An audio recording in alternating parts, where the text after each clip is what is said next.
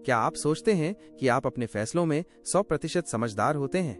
क्या आप भी मानते हैं कि जो निर्णय आप लेते हैं वो पूरी तरह आपके कंट्रोल में होते हैं?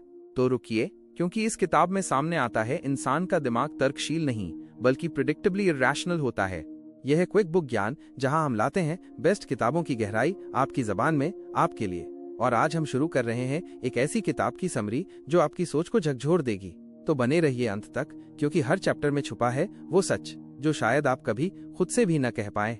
अगर आप भी सोच की दुनिया को थोड़ा और गहराई से समझना चाहते हैं तो अभी सब्सक्राइब करें क्विक बुक ज्ञान, क्योंकि यहाँ मिलती है किताबों की असली समझ सीधी दिल और दिमाग तक।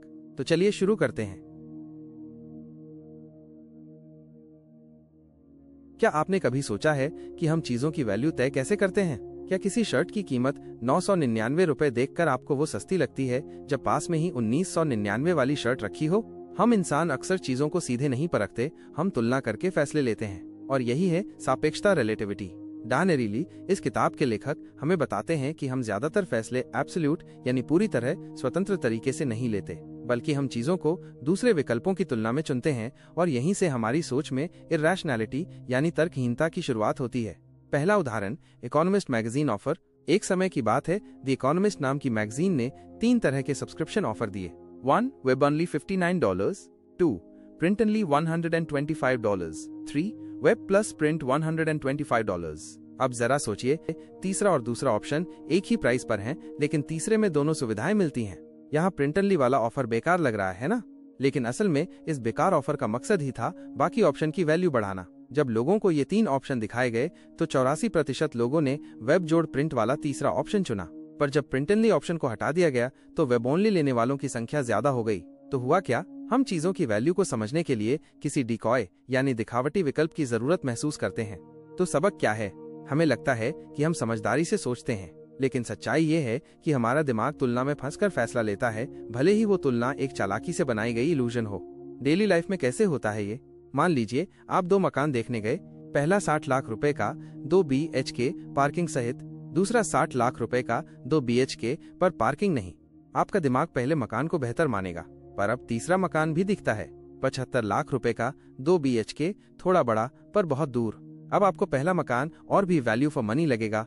ये होती है एंकरिंग थ्रू रिलेटिविटी। डैन एरिली कहते हैं, ये सापेक्षता इतनी गहरी है कि हम खुद को भी दूसरों से तुलना करके ही आंकते हैं। हम खुद को सफल मानते हैं जब हमारा दोस्त हमसे कम कमा रहा हो। हम अपने रिश्ते से खुश होते हैं जब दूसरों के रिश्तों में समस्याएं दिखती हैं। लेकिन क्या ये तुलना जरूरी है?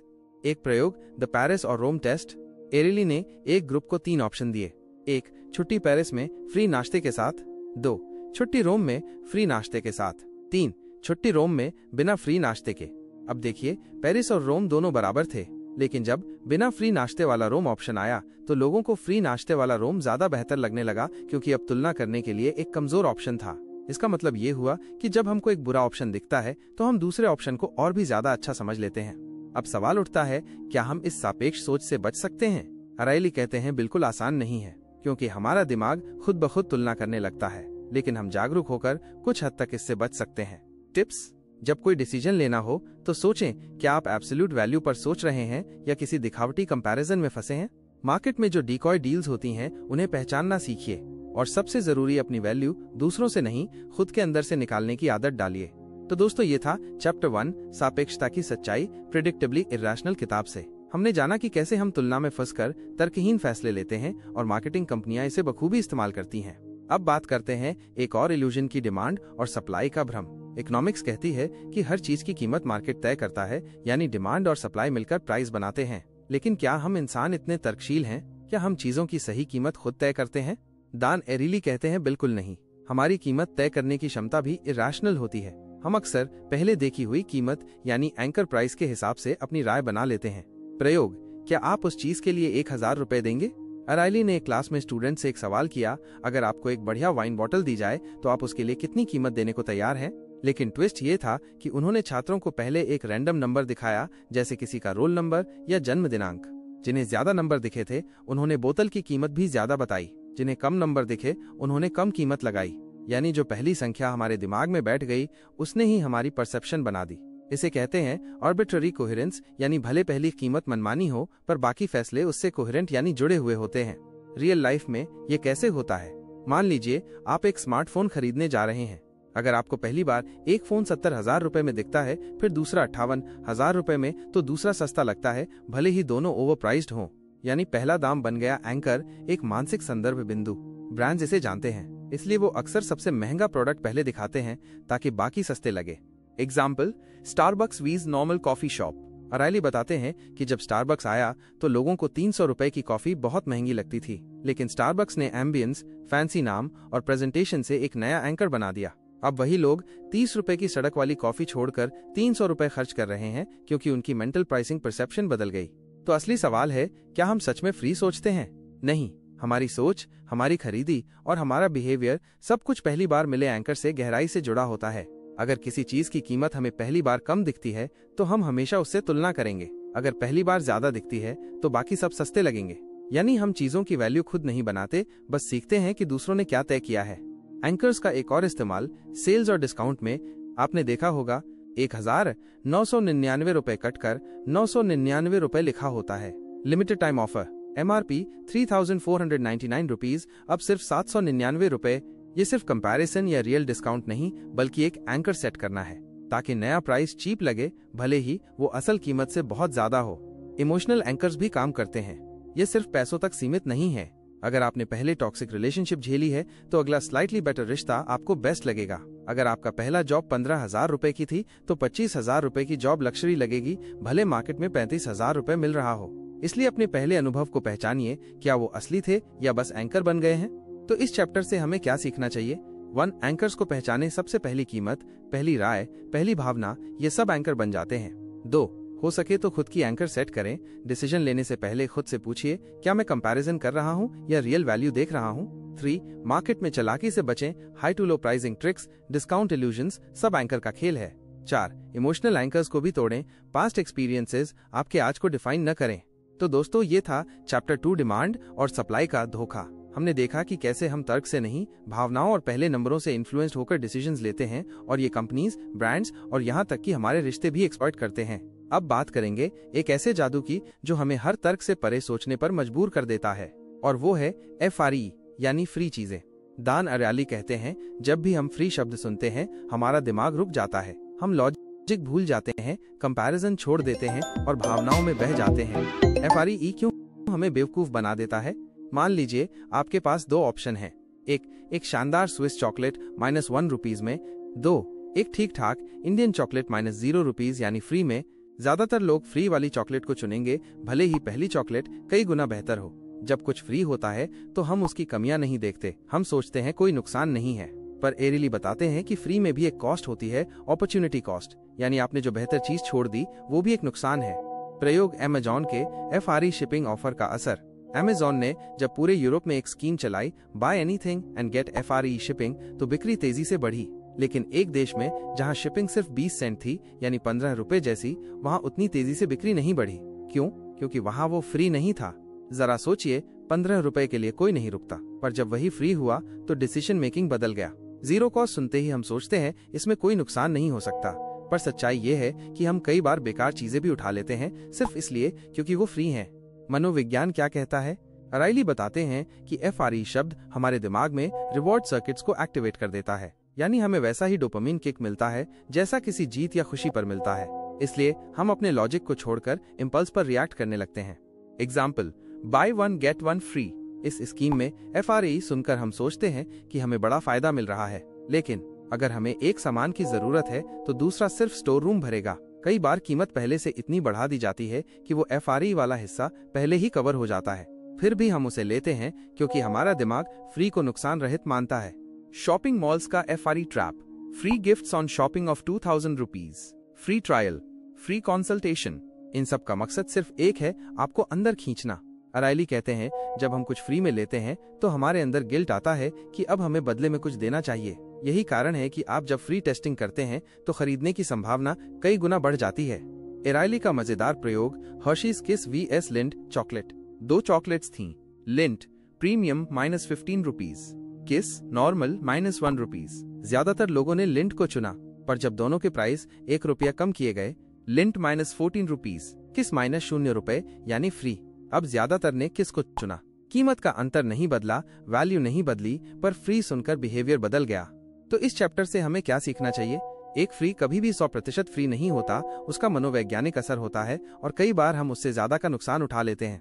2. इमोशनल रिएक्शन को पहचानो। जब भी FRE देखो, थोड़ा रुक कर सोचो, क्या मैं सिर्फ जीरो कॉस्ट से अट्रैक्ट हुआ हूँ?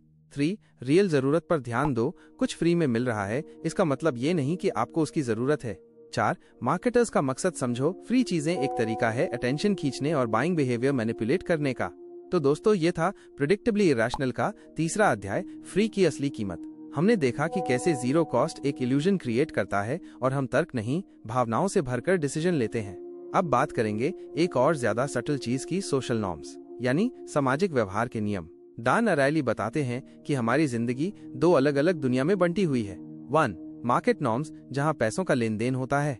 2. सोशल नॉर्म्स, जहां भावनाएं, रिश्ते और कर्टेसी चलती है। इन दोनों के नियम अलग होते हैं, पर दिक्कत तब होती है जब ये एक दूसरे से टकराते हैं। सोशल नॉर्म्स क्या हैं? सोशल नॉर्म्स में लोग बिना किसी पैसे के मदद करते हैं। जैसे कोई दोस्त आपका फ्री में कंप्यूटर ठीक कर दे, पड़ोसी आपके बच्चे को देख ले, कोई दोस्त आपको डिनर पे बुलाए। इन सब के पीछे भावना होती है, लेन देन नहीं। पर जैसे ही हम इसमें पैसे लाते हैं, ये प्यार, अपनापन सब बदल जाता है। अराइली का प्रयोग, स्टूडेंट्स और पिज्जा बॉक्स। डान अराइली ने 2 ग्रुप्स को पिज्जा बॉक्स उठाने को कहा। एक ग्रुप से कहा गया, हम तुम्हें 10 रुपए देंगे। दूसरे ग्रुप से कहा गया, हम आभारी रहेंगे अगर तुम मदद कर दो। अब सोचिए, किसने ज्यादा मदद की? सोशल नॉर्म वाले ग्रुप ने ज्यादा मदद की, क्योंकि उन्होंने इसे एक रिश्ते की तरह देखा, ना कि पैसा कमाने का काम। अब ट्विस्ट देखिए, जब पैसे कम लेकिन दिखाए जाते हैं, अगर आप किसी को बोलें, आप मेरी हेल्प कर दो, मैं 5 रुपए दूंगा, तो वो मना कर देगा। पर अगर आप यही कहें, प्लीज हेल्प कार डू, मैं बहुत आभारी रहूंगा, तो ज्यादातर लोग मदद करेंगे। यानी छोटी रकम देने से रिश्ते टूटते हैं, क्योंकि अब वो काम पैसा लेकर करने वाला सौदा बन जाता है। क्या ये कंपनियों और ब्रांड्स पर भी लागू होता है? बिल्कुल। कई कंपनियां बोलती हैं, हम एक परिवार की तरह हैं, हम साथ में बढ़ते हैं आदि। पर जैसे ही वो बोनसेस, सैलरी कट्स या फाइन्स की बात करती हैं, वो सोशल से मार्केट नॉर्म्स में शिफ्ट कर जाती हैं। और कर्मचारी सोचते हैं, अगर तुम बिजनेस के नजरिए से सोच रहे हो, तो मैं भी केवल पैसे के लिए काम करूंगा। अराइली कहते हैं, कंपनियों को तय करना चाहिए कि वो किस दुनिया में ऑपरेट करना चाहती हैं और उसे कंसिस्टेंटली निभाना चाहिए। रिश्तों में भी यही होता है। मान लीजिए, आपकी दोस्त ने आपको खाना बनाया, अब आप कहें ये लो 200 रुपए उसका, तो वो बुरा मान जाएगी। क्यों? क्योंकि आपने रिश्ते को सौदे में बदल दिया। जब भावनाओं में पैसे आ जाते हैं, तो चीजें टूटने लगती हैं। इसलिए अराइली बार बार कहते हैं, don't cross wires between market and social norms. एक और एग्जाम्पल, केक का गिफ्ट। अगर आप अपनी माँ के जन्मदिन पर केक बनाकर लाएं, तो वो बहुत खुश होंगी। पर अगर आप बोलें, मैंने तुम्हारे लिए केक ऑर्डर कर दिया 400 रुपए का, तो उतना खास नहीं लगेगा, क्योंकि रिश्तों में एफर्ट मैटर करता है, ना कि पैसा। तो इस चैप्टर से क्या समझ आया?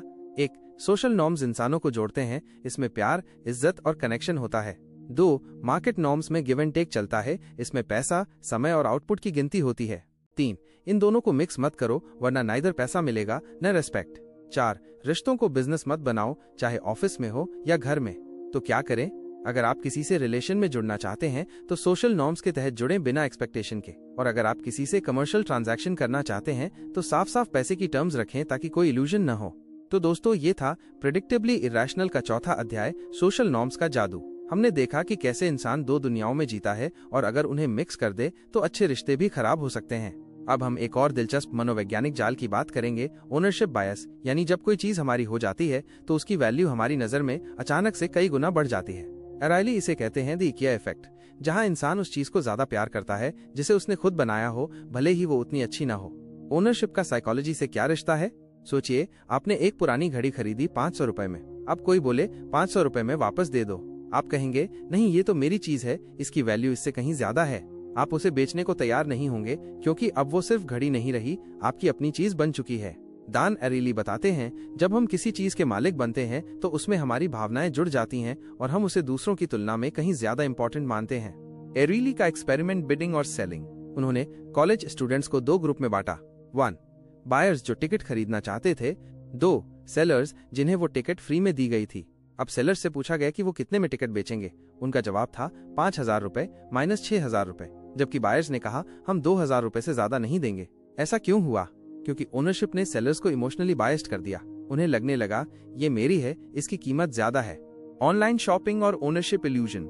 जब आप Amazon या फ्लिपकार्ट पर सामान कार्ट में डालते हैं, तो एक सटल ओनरशिप बन जाती है। आपने उसे खरीदा नहीं है, पर अब दिमाग सोचने लगता है ये मेरा होने वाला है। इसलिए जब वो आइटम आउट ऑफ स्टॉक हो जाता है तो दुख होता है, जैसे कुछ खो दिया हो। ये वही साइकोलॉजी है, मालिकाना हक का भ्रम। इकिया इफेक्ट, अपने बनाए हुए को ज्यादा प्यार करना। इकिया फर्नीचर आपको पार्ट्स में मिलता है जिससे आप खुद उसे असेंबल करते हैं। दान एरिली बताते हैं, जब लोग खुद फर्नीचर बनाते हैं तो भले ही उसमें कमियां हो, फिर भी वो उसे ज्यादा अच्छा मानते हैं। ऐसा क्यों? क्योंकि हमने उस पर मेहनत की होती है और उस एफर्ट की वजह से हमारी वैल्यू परसेप्शन बदल जाती है। सोशल मीडिया पर भी ओनरशिप बायस। इंस्टाग्राम पर जब आप कोई पोस्ट करते हैं तो वो दुनिया की सबसे अच्छी लगती है क्योंकि वो आपकी है, पर वही पोस्ट अगर किसी और ने की हो तो आप सोचेंगे बस ठीक है। ओनरशिप सिर्फ फिजिकल चीजों तक सीमित नहीं, ये इमोशंस, आइडियाज और इवन ओपिनियंस पर भी लागू होता है। किसी चीज को अपनी कहने का पावर, कार हो या घर, जब तक वो आपकी नहीं तब तक वो बस एक ऑब्जेक्ट है। लेकिन जैसे ही उसका मालिकाना हक आपके पास आता है, आप उसे आइडेंटिटी से जोड़ लेते हैं। अराइली कहते हैं, ओनरशिप हमारी ईगो को टच करता है, इसलिए जब कोई हमारी चीज को क्रिटिसाइज करता है तो हम उसे पर्सनल अटैक मान लेते हैं।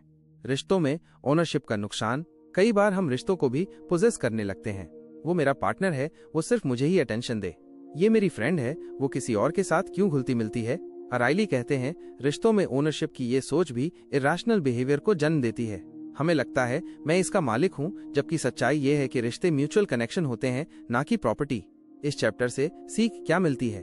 1. ओनरशिप वैल्यू परसेप्शन को बिगाड़ देता है, हमारी चीज हमें दूसरों से ज्यादा कीमती लगती है। 2. एफर्ट और अटैचमेंट जुड़ जाते हैं, खुद बनाई चीजें ज्यादा प्यारी लगती हैं। 3. इमोशनल बायस बढ़ जाता है, हम ऑब्जेक्टिविटी खो बैठते हैं। 4. रिश्तों में भी ओनरशिप का इल्यूजन न पालें, वरना रिश्ते कंट्रोलिंग हो जाते हैं। तो दोस्तों, ये था प्रेडिक्टेबली इरेशनल का 5वां अध्याय, ओनरशिप का जादू और हमारी सोच पर उसका असर। अब हम बात करेंगे एक ऐसी चीज की जो बिना कुछ छुए, बिना किसी इंटरेक्शन के हमारी परसेप्शन को पूरी तरह मैनिपुलेट कर देती है। एक्सपेक्टेशन यानी उम्मीद। दान अराइली कहते हैं, हम चीजों को वैसे नहीं देखते जैसी वो हैं, बल्कि वैसे देखते हैं जैसी हमें उम्मीद होती है। पेप्सी वर्सेस कोक टेस्ट या ब्रांडिंग। सोचिए, 2 ग्लास हैं, एक में पेप्सी और एक में कोक। अब अगर दोनों में से एक पर लिखा हो कोक वर्ल्ड्स नंबर 1 ड्रिंक, तो ज्यादातर लोग उसी का स्वाद बेहतर मानते हैं, भले ही दोनों ग्लासों में पेप्सी ही हो। अराइली बताते हैं, ये सिर्फ स्वाद नहीं होता, एक्सपेक्टेशन होती है जो डिसीजन ले रही होती है। मूवी रिव्यूज और फर्स्ट इंप्रेशन। अगर किसी फिल्म के बारे में आपने पहले ही सुन रखा है, बहुत बेकार मूवी है, तो आप उसे उसी निगाह से देखेंगे और आपको उसमें सिर्फ कमियां ही दिखेंगी। वहीं अगर आपने सुना व्हाट अ मास्टरपीस, तो आप उसी मूवी में आर्ट, इमोशन और एक्सीलेंस ढूंढने लगेंगे। दान कहते हैं, हमारा दिमाग पहले डिसाइड कर लेता है और फिर चीजों को उस लेंस से दिखाता है। अराइली का बियर एक्सपेरिमेंट, सिरका वाला बियर। दान अराइली ने एक एक्सपेरिमेंट में 2 तरह की बियर लोगों को दी। एक नॉर्मल बियर, दूसरी में थोड़ी सी विनेगर, सिरका मिलाई गई थी। पहले ग्रुप को नहीं बताया गया कि दूसरी बियर में सिरका है, दूसरे ग्रुप को पहले ही बता दिया गया इसमें सिरका है। अब अंदाजा लगाइए किसे वो बियर अच्छी लगी। जिन्हें नहीं बताया गया उन्हें वो बियर ज्यादा टेस्टी लगी, पर जिन्हें एक्सपेक्टेशन बना दी गई इसमें सिरका है, उन्हें वो घटिया लगी। लेसन, जब हमारा दिमाग पहले से एक्सपेक्ट करता है कि कुछ खराब होगा तो वो वैसे ही महसूस करता है, चाहे वो असल में अच्छा ही क्यों ना हो। दिमाग क्यों करता है ऐसा? क्योंकि दिमाग को क्लैरिटी चाहिए होती है। एक्सपेक्टेशन हमें एक रेडीमेड फिल्टर देता है जिससे चीजों को समझना आसान हो जाता है, लेकिन यही फिल्टर हमें चीजों की सच्चाई देखने से भी रोक देता है। हम चीजों को ऑब्जेक्टिविटी से नहीं, प्रीकंसीव्ड नोशन से जज करते हैं। रिश्तों में भी होता है ये खेल। अगर आपको किसी ने पहले ही कह दिया वो लड़का बहुत ईगोइस्टिक है, तो आप हर इंटरेक्शन में उसकी ईगो ढूंढने लगेंगे। लेकिन अगर आपको यही कहा जाए वो बहुत रेस्पेक्टफुल है, तो आप हर बात में उसका रेस्पेक्ट ही देखेंगे। मतलब इंसान वही है, लेकिन आपका एक्सपीरियंस अलग, सिर्फ एक्सपेक्टेशन की वजह से। जॉब इंटरव्यूज और फर्स्ट इंप्रेशंस। अगर इंटरव्यूअर पहले से सोचता है कि कैंडिडेट अच्छा है, तो वो हर बात को पॉजिटिव लेंस से देखेगा, और अगर पहले से सोच रखा है कि कैंडिडेट एवरेज है, तो वही बातें उसे नेगेटिव लगेंगी। अराइली कहते हैं, एक्सपेक्टेशंस हमारी परसेप्शन को इस कदर शेप कर देती हैं कि हम सच्चाई नहीं देख पाते, बस कंफर्म करते हैं अपनी ही सोच को। ब्रांडिंग और पैकेजिंग का कमाल। कोका कोला की बोतल, एप्पल का बॉक्स, स्टारबक्स का कप, इनका टेस्ट भी बेटर लगता है क्योंकि इनसे जुड़ी एक्सपेक्टेशंस अलग हैं। अगर वही कॉफी किसी थैले में दे दी जाए तो शायद टेस्ट फ्लैट लगे। रियलिटी नहीं बदलती, पर हमारी सोच की स्क्रीन बदल जाती है। इस अध्याय से सीख क्या मिली? 1. हम सच नहीं देखते, बल्कि वही देखते हैं जिसकी उम्मीद होती है। 2. एक्सपेक्टेशन हमारे टेस्ट, जजमेंट और फीलिंग्स को शेप करता है। 3. ब्रांड, नाम, बैकग्राउंड स्टोरीज सब हमारे परसेप्शन को कंट्रोल करते हैं। 4. कभी न्यूट्रल होकर देखना सीखो, शायद असलियत कुछ और हो। तो दोस्तों ये था प्रेडिक्टेबली इरेशनल का छठा अध्याय, एक्सपेक्टेशन का असर और हमारी सोच की स्क्रीन पर उसका इल्यूजन। अब एक और जादुई ताकत की बात करते हैं, प्राइस यानी कीमत। दान अरीली कहते हैं, हम दाम देखकर चीज की क्वालिटी तय कर देते हैं, चाहे वो क्वालिटी हो या ना हो। सिर्फ एक प्राइस टैग हमारी सोच, स्वाद और भरोसे को पूरी तरह बदल सकता है। वाइन एक्सपेरिमेंट, महंगा टेस्ट, महंगा फील। एरिली ने एक बहुत फेमस एक्सपेरिमेंट किया। लोगों को दो तरह की वाइन दी गई, एक 200 रुपए की और दूसरी 2000 रुपए की, लेकिन असल में दोनों में सेम वाइन थी। पर जिन लोगों को बताया गया कि वो 2000 रुपए वाली वाइन पी रहे हैं, उन्होंने उसे रिच, कॉम्प्लेक्स और स्मूथ टेस्ट वाली बताया, जबकि 200 रुपए वाली को एवरेज कहा गया। लेसन, प्राइस ने सिर्फ परसेप्शन नहीं बदली। MRI स्कैन्स में देखा गया कि उनके दिमाग के प्लेजर सेंटर्स भी ज्यादा एक्टिवेट हुए। मतलब दिमाग ने सच में महंगी चीज को ज्यादा अच्छा माना। पेन किलर और प्राइस का कमाल। अराइली ने एक और मजेदार टेस्ट किया। लोगों को एक दर्द कम करने वाली गोली दी गई और 2 ग्रुप बनाए। एक जिनको बताया गया कि इसकी कीमत 5 रुपए है, 2 और दूसरे ग्रुप को बताया गया ये बस 50 पैसे की सस्ती दवा है। असल में दोनों को सेम दवा दी गई, प्लासिबो, कोई असर नहीं, सिर्फ चॉकलेट जैसी गोली, पर नतीजा 5 रुपए वाली दवा ने 85% लोगों का दर्द कम किया और 50 पैसे वाली ने सिर्फ 61% लोगों को फायदा पहुंचाया। मतलब दिमाग ने कहा महंगी है तो असरदार होगी। प्राइस कैसे करता है हमारे दिमाग से खेल? एराइली कहते हैं, प्राइस हमारे बिलीफ सिस्टम का शॉर्टकट है। जब हमें किसी चीज का मूल्य समझ नहीं आता तो हम प्राइस को उसकी वैल्यू का संकेत मान लेते हैं। एग्जाम्पल, 100 रुपए की चॉकलेट, ठीक है, 500 रुपए की चॉकलेट, वाह दिस मस्ट बी एक्सोटिक। 2000 रुपए का परफ्यूम, मस्ट बी प्रीमियम। 99 रुपए वाला परफ्यूम फेक होगा शायद, जबकि हो सकता है 99 रुपए वाला बेहतर हो, पर हमारी सोच पहले ही प्राइस से इन्फ्लुएंस हो चुकी होती है। जिम मेंबरशिप्स और प्राइस इल्यूजन। सोचिए, आपने 1000 रुपए महीने का जिम लिया और एक दोस्त ने 5000 रुपए महीने वाला। अब दोनों के लिए फैसिलिटी सेम है, फिर भी जो 5000 रुपए वाला है वो ज्यादा डेडिकेशन दिखाएगा, ज्यादा सीरियस रहेगा। क्यों? क्योंकि उसने प्राइस को वैल्यू से जोड़ दिया। अराइली कहते हैं, जितना ज्यादा हम खर्च करते हैं उतनी ज्यादा हम उसके लिए जस्टिफिकेशन ढूंढते हैं। एजुकेशन और ट्यूशन फी। एग्जाम्पल, इसी तरह कॉलेज एजुकेशन को लीजिए। अगर कोई कोर्स 50,000 रुपए का है तो लोग उसे सीरियसनेस से लेंगे, पर वही कोर्स 5000 रुपीज में हो तो लोग सोचते हैं अरे ये तो छोटा मोटा होगा। यानी प्राइस खुद ब खुद क्रेडिबिलिटी बना देता है। दान एरिली इसे कहते हैं, प्राइस क्रिएट्स प्लासिबो। डिस्काउंट्स, खुशी या धोखा।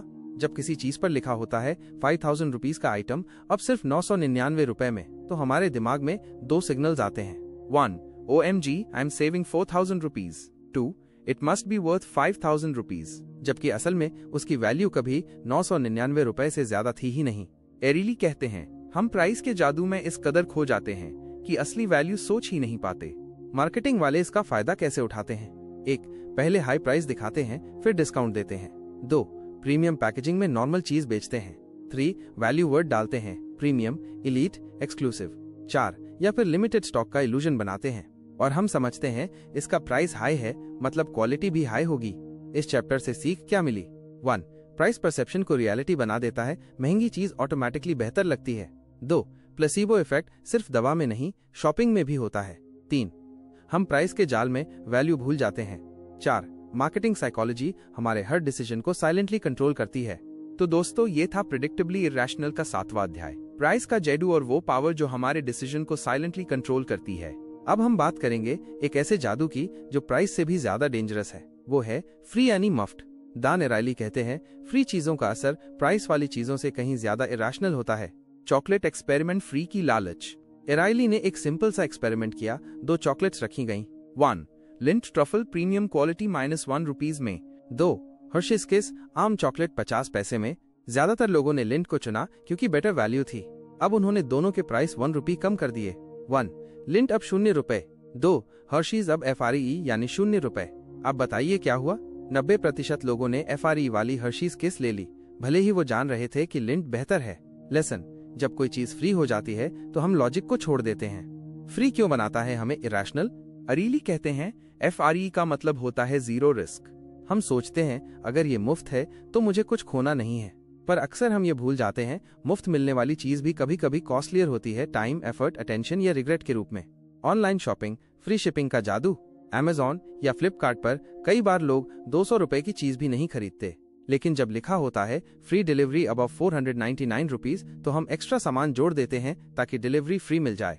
यानी 200 रुपए बचाने के लिए 300 रुपए एक्स्ट्रा खर्च कर देते हैं। दान इसे कहते हैं द जीरो प्राइस इफेक्ट, जहां फ्री के पीछे भागते हुए हम खुद से नुकसान कर बैठते हैं। फ्री ट्रायल समय की कीमत, नेटफ्लिक्स, अमेजॉन प्राइम या कोई ऐप जब कहती है 7 दिन मुफ्त, तो हम उसे बिना सोचे समझे इंस्टॉल कर लेते हैं। कई बार यूज नहीं करते, पर फिर भी ऑटो रिन्यूअल चालू रहता है। हमने पैसे नहीं दिए, पर अटेंशन, टाइम और बाद में एक्चुअल पैसा जरूर दिया। College cafeteria example free vs 1 रुपी पेन। दान ने कॉलेज में 2 टेबल्स लगवाई। 1 फ्री पेन्स सब उठा रहे थे हैंडफुल में। 2 1 रुपया वाली पेन्स बस वही ले रहे थे जिसे जरूरत थी। फ्री ने लोगों को सोचने का मौका ही नहीं दिया। FRE एक्टिवेट करता है ग्रीड, इम्पल्सिव बिहेवियर और fear of missing out. FRE के पीछे छिपी चालाकी। मार्केटिंग वाले फ्री शब्द का इस्तेमाल ऐसे करते हैं जैसे ये कोई जादू हो। Buy 1 get 1 free, free access, free trial, free gift. असल में प्राइस पहले से इन्फ्लेट होता है, या फ्री चीज यूजलेस होती है, या हमें लॉन्ग टर्म कस्टमर बनाने का हुक होती है। दान कहते हैं फ्री हमें सोचने का समय नहीं देता, बस लेने का लालच भरता है। फ्री चीजें भी कभी कभी महंगी पड़ती हैं। फ्री बफेट में हम ज्यादा खा लेते हैं और फिर अनकंफर्टेबल महसूस करते हैं। फ्री वेबिनार्स में रजिस्टर करते हैं लेकिन अटेंडेंस नहीं करते। फ्री एडवाइस हर कोई देता है, पर ज्यादातर गलत होती है, क्योंकि फ्री की कोई वैल्यू नहीं होती तो कमिटमेंट भी नहीं होता। लाइफ में लागू कैसे करें? 1. जब भी कुछ FRE दिखे पॉज करें और सोचें, क्या मैं इसे जरूरत से ले रहा हूं या बस इसलिए कि ये फ्री है? 2. फ्री के पीछे हिडन कॉस्ट समझिए, आपका ध्यान, समय, एनर्जी। 3. मार्केटिंग के FRE ट्रैप से खुद को अवेयर रखें, हर फ्री चीज असल में फ्री नहीं होती। तो दोस्तों, ये था प्रेडिक्टेबली इरेशनल का 8वां अध्याय, FRE का धोखा, जब जीरो प्राइस भी जीरो लॉजिक पैदा कर देता है। अब हम बात करेंगे 2 ऐसे रूल्स की जो हमारी जिंदगी के हर रिश्ते और डिसीजन पर असर डालते हैं, सोशल नॉर्म्स और मार्केट नॉर्म्स। दान एराइली कहते हैं हमारी दुनिया 2 इनविजिबल रूल्स पर चलती है, एक रिश्तों वाले और दूसरा पैसों वाले, और जब ये आपस में टकराते हैं तो इमोशनल एक्सप्लोजन होता है। सोशल नॉर्म्स रिश्तों की दुनिया। सोशल नॉर्म्स यानी वो नियम जो प्यार, अपनापन, एहसान और इंसानियत पर आधारित होते हैं। उदाहरण के लिए, जब आप अपने दोस्त की मदद करते हैं, जब कोई आपको खाना खिलाता है, जब आप अपने माता पिता को समय देते हैं, यहाँ पैसे की कोई बात नहीं होती, भावनाएं होती हैं, कमिटमेंट होता है। दान कहते हैं सोशल नॉर्म्स में हम चीजों को दिल से करते हैं, दाम से नहीं। मार्केट नॉर्म्स पैसों की दुनिया। मार्केट नॉर्म्स मतलब वो नियम जो बाजार, पैसा और सौदेबाजी पर चलते हैं। उदाहरण, जब आप किसी से कुछ खरीदते हैं, जब आप सैलरी निगोशिएट करते हैं, जब आप किसी को नौकरी देते हैं, यहाँ सब कुछ नापतौल के हिसाब से होता है। कोई भी चीज बिना मूल्य के नहीं होती। जब सोशल और मार्केट नॉर्म्स टकराते हैं, अब सोचिए आप अपनी माँ के लिए खाना बनाने जाते हैं और माँ कहती हैं, बेटा ये 200 रुपए रख ले। क्या फील होगा? Emotional disconnect. आप सोचेंगे माँ ने पैसे क्यों दिए, क्योंकि आपने वो काम सोशल नॉर्म से किया था, पर माँ ने उसे मार्केट नॉर्म बना दिया। दान एराइली इसी को कहते हैं mixing social and market norms creates discomfort, disappointment और कई बार टूटे हुए रिश्ते। कंपनी एग्जाम्पल, तोहफा vs बोनस। एक कंपनी ने अपने एम्प्लॉइज को थैंक्सगिविंग पर 2 विकल्प दिए, 1 500 rupees cash bonus, 2 600 rupees worth का वाइन हैम्पर। अब समझदारी से देखा जाए 500 रुपीज कैश ज्यादा लॉजिकल है, लेकिन एम्प्लॉइज को वाइन हैम्पर ज्यादा पसंद आया। क्यों? क्योंकि हैम्पर ने सोशल फीलिंग जगाई, कंपनी ने हमारा ध्यान रखा, जबकि 500 रुपीज कैश ने मार्केट नॉर्म को एक्टिवेट किया, बस पैसे फेंक दिए, कोई इमोशन नहीं। डैन कहते हैं social gift builds relationships, cash makes it transactional. Love और पैसा एक नाजुक टकराव। अब प्यार की बात करें, अगर आप अपनी गर्लफ्रेंड को रोमांटिक लेटर भेजें तो वो बहुत खुश होगी, पर अगर आप कहें ये रहा 200 रुपए का गिफ्ट कार्ड, तुम कुछ ले लो, तो शायद कनेक्शन टूट जाए, क्योंकि रोमांटिक रिश्तों में सोशल नॉर्म चलता है, मार्केट नहीं। दान कहते हैं पैसा वहां नहीं बोलना चाहिए जहां दिल की जुबान चल रही हो। डेकेयर एग्जाम्पल, जब पैसों ने रिश्ता तोड़ दिया, इजराइल में एक डेकेयर सेंटर ने लेट आने वाले पेरेंट्स से 100 रुपए फाइन लगाना शुरू किया ताकि लोग समय पर बच्चों को लेने आए। पर क्या हुआ? पेरेंट्स और भी देर से आने लगे। पहले वो गिल्ट फील करते थे, अरे बच्चे को लेट ले रहे हैं, अब वो सोचते थे 100 रुपए दे दिया मतलब सर्विस ले ली, यानी सोशल गिल्ट हट गई और मार्केट लॉजिक आ गई। जब बाद में फाइन हटाया गया तब भी लोग समय पर नहीं आए, क्योंकि वंस मार्केट नॉर्म्स एंटर हो जाएं, सोशल नॉर्म्स वापस नहीं आते। क्या सीखें हम इससे? 1. रिश्तों में पैसों की घुसपैठ मत होने दो। हर चीज का दाम मत लगाओ, जहां प्यार हो वहां सौदेबाजी मत करो। 2. कंपनीज को एम्प्लॉइज से रिलेशनशिप बनाना है या सिर्फ ट्रांजैक्शन करना है, ये सोचना चाहिए। सिर्फ पैसा देना काफी नहीं होता, अप्रिशिएशन, जेस्चर्स और पर्सनल टच जरूरी हैं। 3. पेरेंटिंग, फ्रेंडशिप और मैरिज में मार्केट नॉर्म डालना इमोशनल डैमेज कर सकता है। मैंने तुम्हारे लिए इतना किया जैसे डायलॉग्स ये दिखाते हैं कि सोशल कनेक्शन अब कैलकुलेशन में बदल चुका है। डैन एरियली का golden rule, choose your world, social या मार्केट, और उसे मिक्स मत करो। कभी कभी हम सोचते हैं कि दोनों नॉर्म्स को एक साथ यूज किया जा सकता है, पर असल में ये ऑयल और वाटर जैसे हैं, मिलाने जाओ तो ऊपर नीचे हो जाते हैं। तो दोस्तों, ये था प्रेडिक्टेबली इरेशनल का 9वां अध्याय, सोशल वीएस मार्केट नॉर्म्स, जब प्यार और पैसा साथ नहीं चलते। अब चलिए आगे बढ़ते हैं और समझते हैं कि हमारी उम्मीदें, एक्सपेक्टेशंस, हमारी असल जिंदगी को कैसे प्रभावित करती हैं। एक्सपेक्टेशंस यानी उम्मीदें क्या होती हैं? हम सब कुछ न कुछ उम्मीद रखते हैं, चाहे वो खाना हो, रिश्ते हो या फिर कोई घटना। एक्सपेक्टेशंस हमारे दिमाग में पहले से बनी हुई सोच या मान्यताएं होती हैं कि कोई चीज कैसी होगी। दान अरायली बताते हैं कि ये उम्मीदें हमारी परसेप्शन यानी चीजों को समझने के तरीके को पूरी तरह बदल सकती हैं। शैंपेन का उदाहरण, एक रिसर्च में लोगों को 2 तरह का शैंपेन दिया गया। दोनों बिल्कुल एक जैसे थे, लेकिन एक बोतल की कीमत 1500 रुपए बताई गई और दूसरी की 150 रुपए। रिजल्ट क्या था? जो महंगी बोतल पीते थे उन्हें उसका स्वाद बेहतर लगा, यानी कीमत की उम्मीद ने उनके टेस्ट को बदल दिया। इससे पता चलता है कि जब हमारी एक्सपेक्टेशंस अच्छी होती हैं तो हम चीजों को बेहतर महसूस करते हैं, भले ही असल में कुछ अलग हो। प्लेसिबो इफेक्ट, एक्सपेक्टेशंस का असर सिर्फ खाने पीने तक सीमित नहीं है। दवाओं के केस में भी देखा गया है कि अगर मरीज सोचता है कि दवा असर करेगी तो उसका दिमाग और शरीर बेहतर रिस्पॉन्स देता है। यह फिनोमिनन, जिसे प्लेसिबो इफेक्ट कहते हैं, दिखाता है कि हमारा मन हमारे शरीर और अनुभव को कितना डीपली प्रभावित करता है। टेलीविजन एड्स और एक्सपेक्टेशंस, टीवी एड्स हमें अक्सर बताती हैं कि कोई प्रोडक्ट कितना बढ़िया है। इसका मकसद होता है हमारे अंदर अच्छी एक्सपेक्टेशंस पैदा करना, ताकि हम उसे खरीदें और उसका इस्तेमाल करते वक्त उसे बेहतर समझें। दान कहते हैं, हम खरीदारी से पहले जो सोचते हैं वही हमारी खरीदारी के बाद के अनुभव को भी शेप करता है। एक्सपेक्टेशंस और रिलेशनशिप, रिश्तों में भी हमारे एक्सपेक्टेशंस बहुत मायने रखते हैं। अगर आप अपने पार्टनर से बहुत ज्यादा उम्मीदें रखते हैं, जैसे कि हर वक्त परफेक्ट होना, तो आप निराश हो सकते हैं। वहीं अगर आपकी एक्सपेक्टेशंस रियलिस्टिक और समझदारी वाली हों, तो रिश्ता बेहतर चलता है। दान कहते हैं, एक्सेसिव या अनरियलिस्टिक एक्सपेक्टेशन से डिसअपॉइंटमेंट और कॉन्फ्लिक्ट्स बढ़ते हैं। एक्सपेक्टेशन के फायदे और नुकसान। फायदे, अच्छे एक्सपेक्टेशंस हमें मोटिवेट करते हैं। जब हम पॉजिटिव सोचते हैं तो बेहतर परिणाम आते हैं। ये हमें बेहतर तैयारी करने में मदद करते हैं। नुकसान, अगर उम्मीदें बहुत ज्यादा हों तो जब वो पूरी न हो तो दर्द और निराशा होती है। ये हमारे जजमेंट को डिस्टॉर्ट कर सकती हैं। हम चीजों को सच से अलग भी देख सकते हैं। दान एरेली का सुझाव, हमारी एक्सपेक्टेशंस को समझना और मैनेज करना जरूरी है, ताकि हम खुद को और अपने रिश्तों को अननेसेसरी नुकसान न पहुंचाएं। तो दोस्तों, प्रेडिक्टेबली इरेशनल के इस अध्याय में हमने जाना कि हमारी उम्मीदें हमारे अनुभव को कैसे रंगीन या धुंधला कर सकती हैं। क्या आपकी उम्मीदें आपको खुश रखती हैं या परेशान? इस पर ध्यान दीजिए। अब हम प्रेडिक्टेबली इरेशनल के चैप्टर 11 की चर्चा करेंगे, जो हमारे व्यवहार और चरित्र को प्रभावित करने वाले संदर्भों यानी कॉन्टेक्स्ट पर आधारित है। इस चैप्टर का मुख्य विषय है कि हम अपने चरित्र को जो समझते हैं वो सच नहीं है। हमारा जो भी सही या गलत, अच्छा या बुरा व्यवहार है, वो अलग अलग परिस्थितियों और संदर्भों के अनुसार बदलता रहता है। क्या आप मानते हैं कि आपका चरित्र हमेशा स्थिर रहता है? अक्सर हम खुद को एक स्थिर इंसान समझते हैं, कहते हैं मैं ईमानदार हूँ, मैं कभी झूठ नहीं बोलता, या मैं हमेशा दूसरों की मदद करता हूँ। लेकिन इस चैप्टर में लेखक डैन एरियली हमें बताते हैं कि हमारा चरित्र स्थिर नहीं है, बल्कि संदर्भों के अनुसार बहुत बदल जाता है। चरित्र पर संदर्भ का प्रभाव।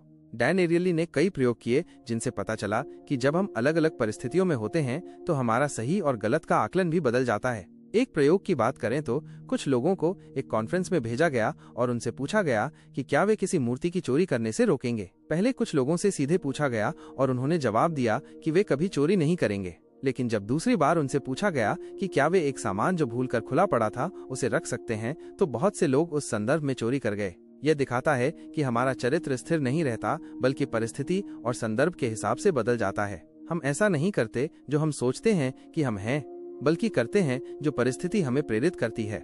ईमानदारी और संदर्भ। डैन ने यह भी बताया कि ईमानदारी सिर्फ हमारे अंदर की भावना नहीं है, बल्कि हमारे आसपास के माहौल और संदर्भ पर भी निर्भर करती है। जब लोग किसी ऐसे माहौल में होते हैं जहां धोखा देना आसान और सुरक्षित लगता है, तो वे आसानी से गलत कर सकते हैं। इसके विपरीत, जब वे एक ईमानदार माहौल में होते हैं जहां धोखा पकड़ा जा सकता है या सामाजिक दबाव होता है, तो वे ईमानदार बने रहते हैं। चरित्र के संदर्भ को समझने की जरूरत क्यों? यह समझना इसलिए जरूरी है क्योंकि इससे हम अपने और दूसरों के व्यवहार को बेहतर तरीके से समझ सकते हैं। अगर हम सोचते हैं कि कोई व्यक्ति हमेशा अच्छा या बुरा होता है, तो हम उसकी गलतियों को माफ नहीं कर पाते। लेकिन अगर हम समझें कि व्यवहार संदर्भ पर निर्भर करता है, तो हम बेहतर प्रतिक्रिया दे सकते हैं।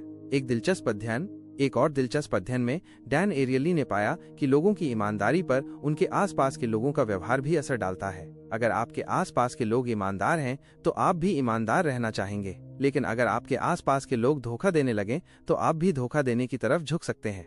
यह एक तरह का सामाजिक प्रभाव है जो हमारे चरित्र को संदर्भ के आधार पर प्रभावित करता है। संक्षेप में, हमारा चरित्र स्थिर नहीं है बल्कि संदर्भ के हिसाब से बदलता रहता है। ईमानदारी और नैतिकता सिर्फ हमारे अंदर की बात नहीं बल्कि हमारे वातावरण और संदर्भ की भी होती है।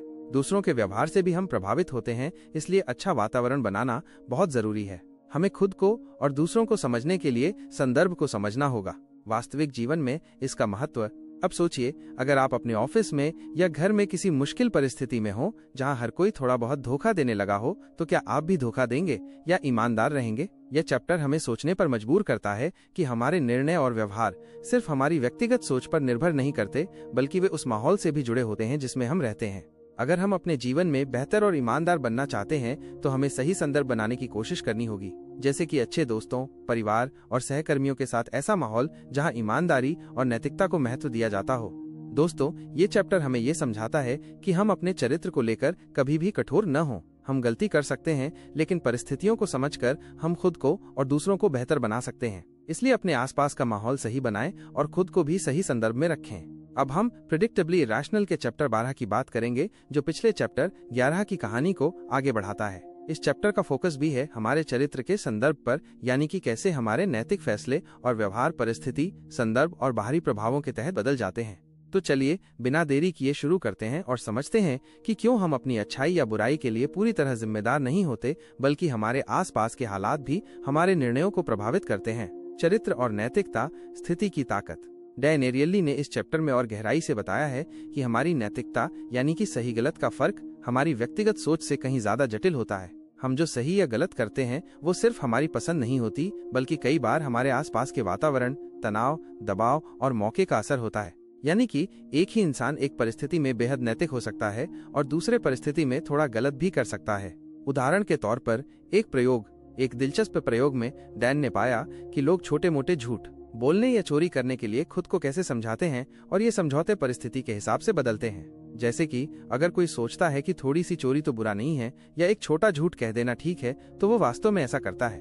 लेकिन जब उस पर जोरदार सामाजिक दबाव या निगरानी होती है तो वही इंसान पूरी ईमानदारी दिखा सकता है। सामाजिक संदर्भ और दबाव। सामाजिक दबाव और संदर्भ हमारे व्यवहार के लिए बहुत अहम होते हैं। डैन बताते हैं कि हम अक्सर अपने समूह के व्यवहार को फॉलो करते हैं। अगर हमारे दोस्त, परिवार या सहकर्मी नैतिक रूप से सही काम करते हैं तो हम भी वैसा ही करते हैं, लेकिन अगर वे गलत करने लगे तो हम भी उस गलत काम में शामिल हो जाते हैं। इसे समझना इसलिए जरूरी है क्योंकि इससे हमें अपने और अपने आसपास के लोगों के व्यवहार को बेहतर तरीके से समझने में मदद मिलती है। चरित्र का बदलता चेहरा।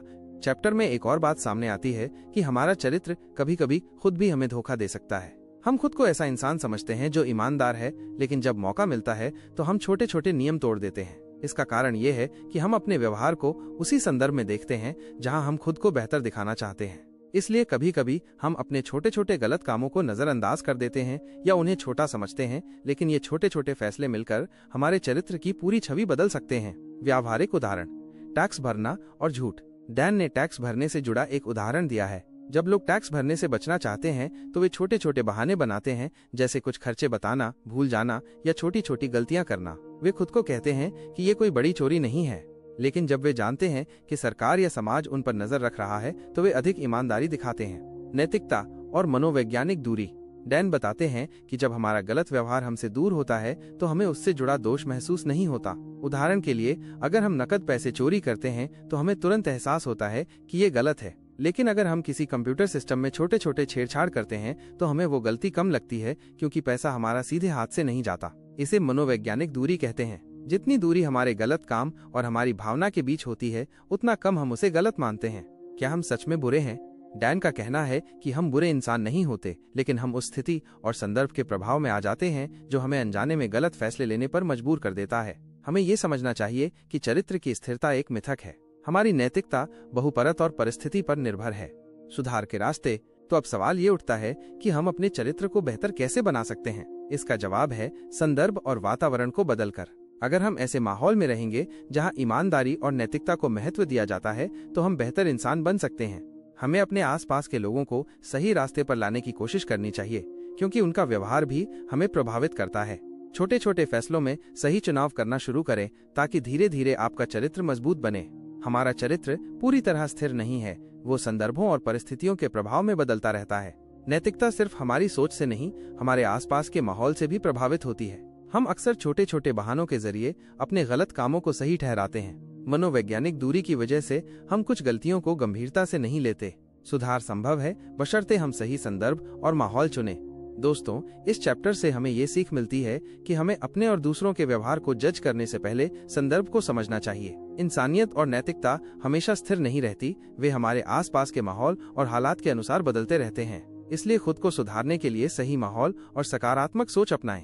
अब चलते हैं इस किताब के लास्ट चैप्टर 13 में हम इस बात को और आगे बढ़ाएंगे कि ये संदर्भ कैसे और गहराई से हमारे व्यवहार को प्रभावित करते हैं और हम कैसे अपने चरित्र के इस संदर्भ को समझकर बेहतर इंसान बन सकते हैं। हमें चैप्टर 11 और 12 में ये साफ हो गया था कि हमारा चरित्र पूरी तरह से हमारा कंट्रोल में नहीं होता, बल्कि वो परिस्थिति और माहौल के अनुसार बदलता रहता है। हमने जाना कि हम अपने छोटे छोटे गलतियों को सही ठहराने लगते हैं। सामाजिक दबाव हमें ईमानदारी या बेईमानी दोनों की तरफ ले जा सकता है। मनोवैज्ञानिक दूरी से हम अपने गलत कामों को कम गंभीर मानते हैं।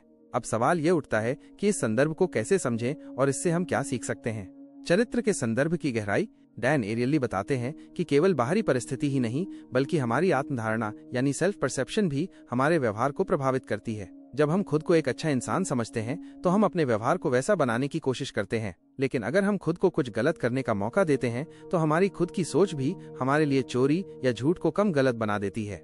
यह एक तरह का मानसिक खेल है। हम खुद को धोखा देते हैं ताकि हम अपने व्यवहार और खुद की छवि के बीच संतुलन बना सकें।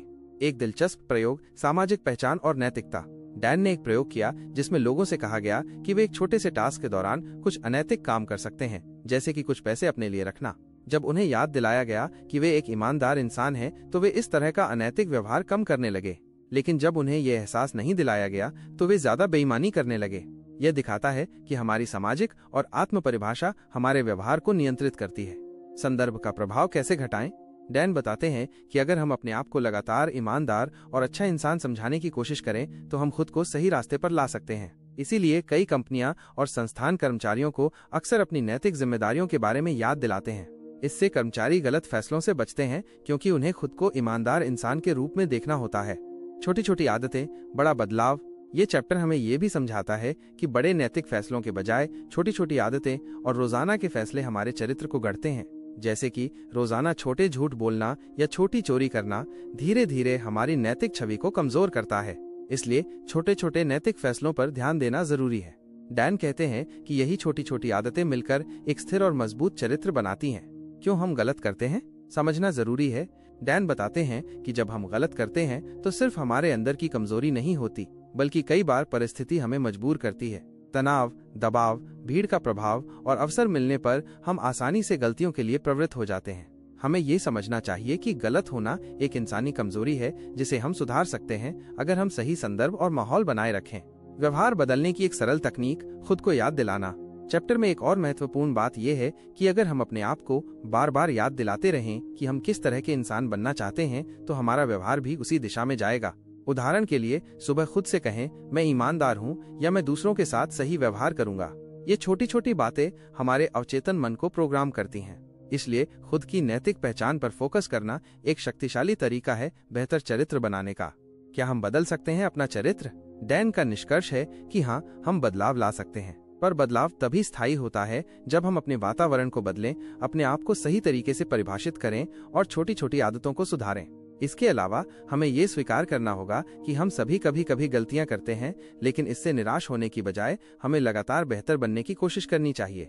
हमारा चरित्र परिस्थिति, संदर्भ और हमारी आत्म परिभाषा पर निर्भर करता है। हम खुद को अच्छा इंसान समझकर बेहतर व्यवहार कर सकते हैं। छोटी छोटी आदतें और रोजाना के फैसले हमारे चरित्र को गढ़ते हैं। गलतियां इंसानियत का हिस्सा हैं, लेकिन सुधार संभव है। खुद को बार बार अपनी नैतिक पहचान याद दिलाना प्रभावशाली तरीका है बेहतर बनने का। दोस्तों, इस चैप्टर से हमें ये गहरा संदेश मिलता है कि हमारा चरित्र किसी कठोर और स्थिर पहचान से कहीं अधिक जटिल है, लेकिन इसका मतलब ये नहीं कि हम बुरे हैं या सुधार नहीं कर सकते। हर दिन छोटे कदम उठाकर, सही संदर्भ चुनकर और खुद को सही पहचान देकर हम अपने चरित्र को बेहतर बना सकते हैं। दोस्तों, आज हमने मिलकर डैन एरियली की किताब प्रेडिक्टेबली इरैशनल के हर पहलू को समझा कि कैसे हमारी सोच, फैसले और व्यवहार अक्सर पूरी तरह तार्किक नहीं होते। हमने जाना कि हमारे दिमाग में छिपे भाव, संदर्भ, सामाजिक दबाव और हमारी खुद की धारणा हमें बहुत बार गलत फैसले लेने पर मजबूर कर देते हैं। चाहे वो पैसा खर्च करना हो, झूठ बोलना हो, ईमानदारी का सवाल हो या अपने चरित्र का सवाल, हमारी तर्कहीनता हर जगह काम करती है। लेकिन यही किताब हमें ये भी सिखाती है कि इस तर्कहीनता को समझकर हम बेहतर निर्णय ले सकते हैं, अपने व्यवहार को सुधार सकते हैं और अपने जीवन को और भी सफल और खुशहाल बना सकते हैं। तो अगर आप चाहते हैं कि आपकी सोच और फैसले ज्यादा समझदारी से भरे हों, तो इस किताब से मिली सीखों को अपने जीवन में जरूर अपनाएं।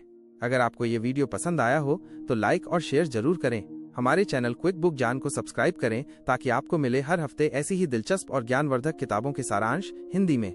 नीचे कमेंट में बताएं कि अगली कौन सी किताब या विषय आप सुनना चाहते हैं। आपकी प्रतिक्रिया हमारे लिए बहुत महत्वपूर्ण है। याद रखें, किताबें सिर्फ पढ़ने के लिए नहीं होती, बल्कि उन्हें समझकर अपने जीवन में उतारना भी जरूरी है।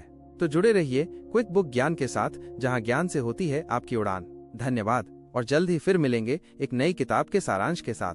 तब तक के लिए अपना ध्यान रखें और सीखते रहें।